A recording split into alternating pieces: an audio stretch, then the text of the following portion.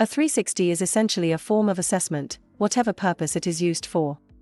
As such, it should be subject to the same rigor, design principles, and attention to psychometric properties as any other assessment.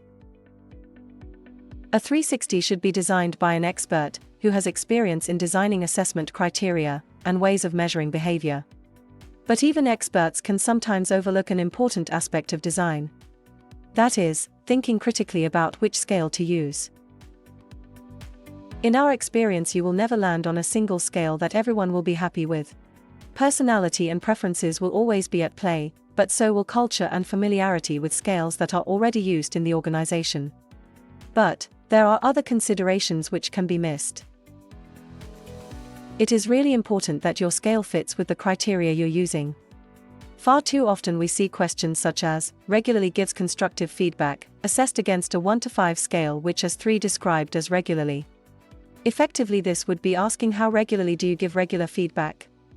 This kind of scale interference is common, and it's something that we design out of our processes.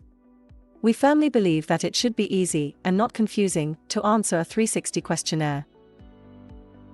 So, at Headlight, we have a number of suggested review scales that we can use with our 360s, but, just as with every other aspect of our platform, they're completely customizable.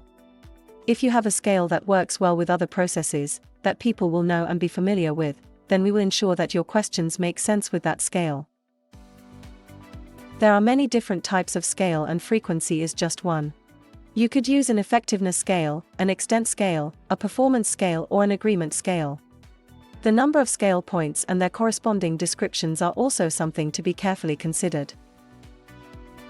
We work with you to ensure that the scale you use makes sense, and works with the questions you're asking, and that it doesn't cause those that fill in the feedback questions any more difficulty than it needs to. If you'd like to talk through the scales you are using or want to use in your 360, then get in touch.